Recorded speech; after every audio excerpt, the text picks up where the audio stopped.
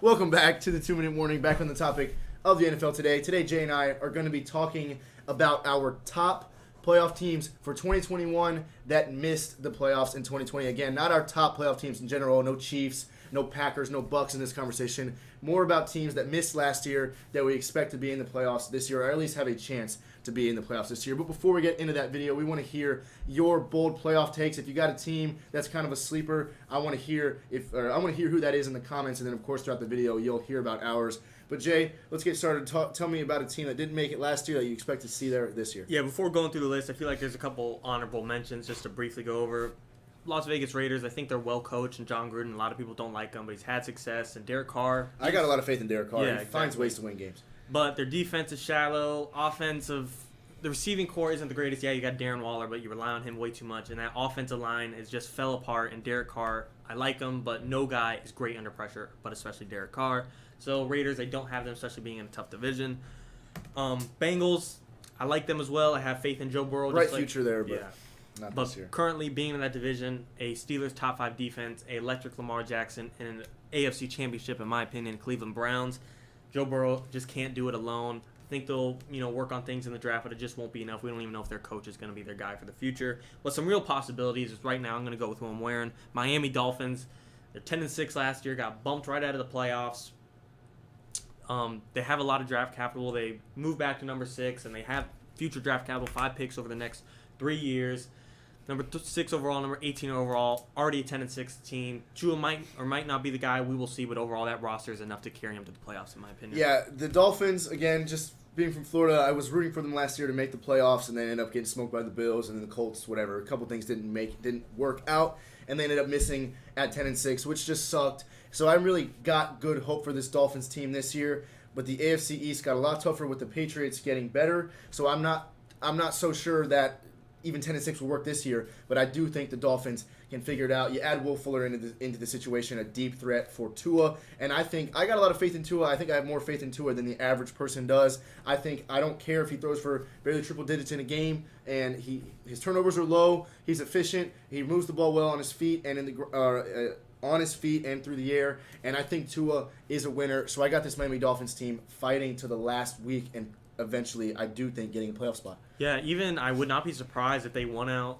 and won the division. Josh Allen is probably going to be in the MVP conversation. I think winning again. the division is going to take 13 wins minimum, though. Yeah, it's going to be tough, but now with the Patriots being good and Dolphins being good, they could steal a game for the Bengals. And the Jets, I still have them being well below 500, with the 17th game, not that it's a huge difference, but... Anything could change now. Anything could happen now. It really could. So I think the Dolphins are going to be in the mix. Also, just like I said, it depends on how well they execute in the draft. Is Jamar Chase, if that's who they go with, is he going to be as good as we think? And now they have one of the best receiving corps in the NFL. Are they going to same direction? Are they going to end with Kyle Pitts? Exactly. Tight end. I mean, Gesicki's good, but Will Fuller, Devontae Parker, Kyle Pitts, that'd be lethal. Yeah. So if the Miami Dolphins execute the draft and the Bills don't, they go with a running back, but he turns out to be a bust. They turn out to be in a similar place they were last year. And Miami Dolphins, they got way better. So overall, even if they don't win the division, I definitely think this is a video on could make the playoffs, but if I had to bet, I do think this team will. Right. Could they make the playoffs? Absolutely. I think they can make the push. Yeah. Moving on. Another team in the AFC East, New England Patriots. Cam Newton, he's a big question mark, but overall, similar to Tua's situation, the team and roster around him is good enough, especially in how well coached they are. Bill Belichick, one of the best of all time. But just to name the guys that added to that team, Jonnu Smith, Hunter Henry, top 2 tight ends in the free agent market.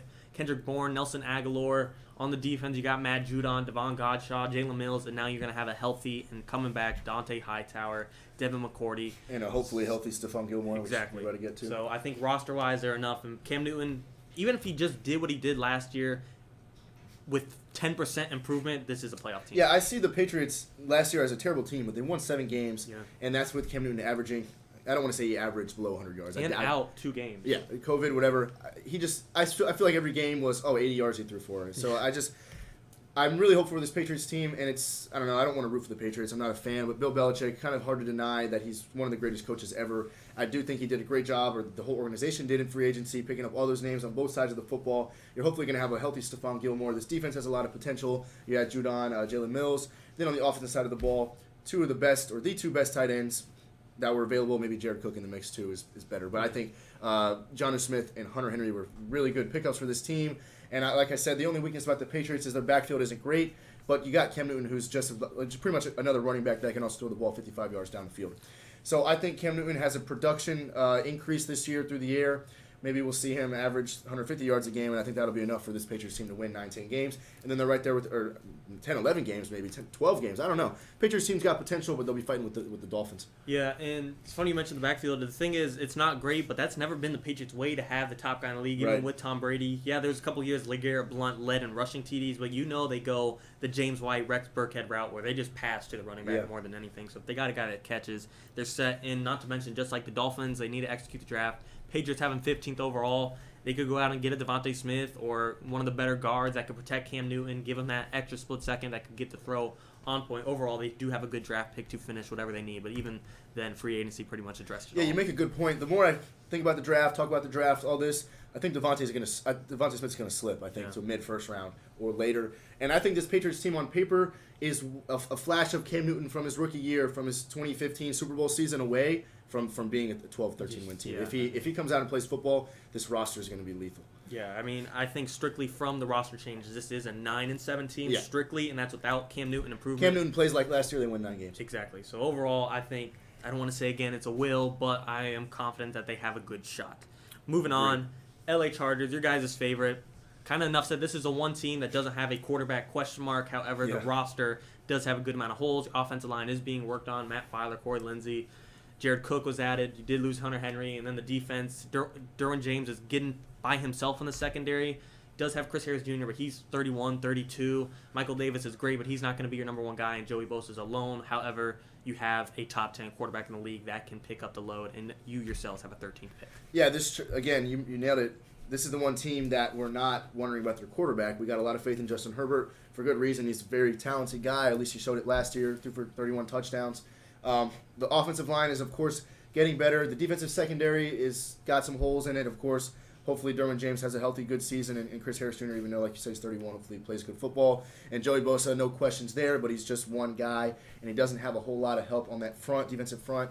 So I think that this Chargers team might not be a team we see come out and win 14 games, but I think they'll certainly be able to piece together a good enough season to be in the playoffs, even in a division like the AFC West. Now, the other teams have a quarterback question. In LA, we have the Brandon Staley question. Yeah, but that's true.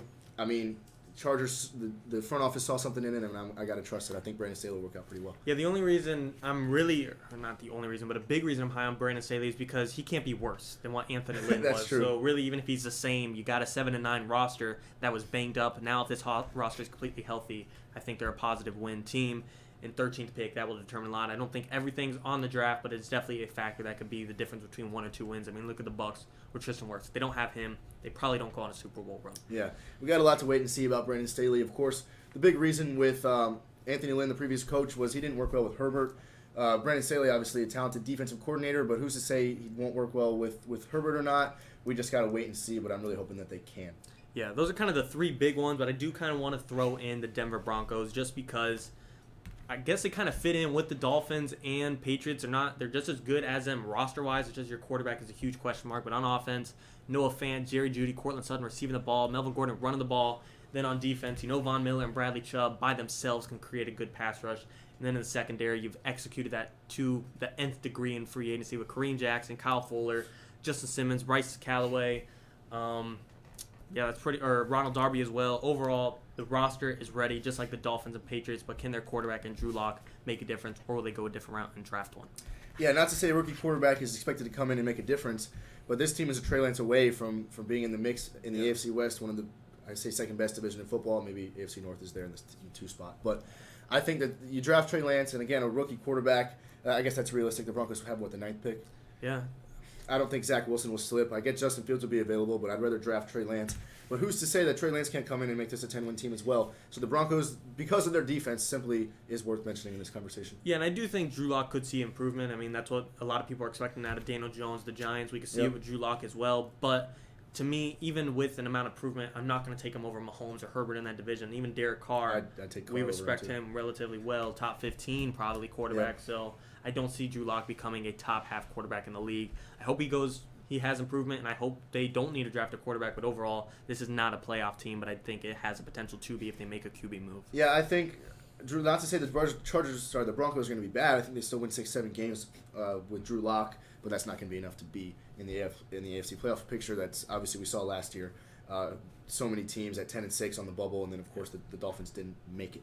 But that is our picks for the top teams that missed the playoffs last year that we got making it this year. Remember, in the comments below, leave your sleeper playoff teams. Of course, if we missed them or if you agree with ours, tell us below. But that's all for the video, guys. Thanks for watching. 2-Minute Warning.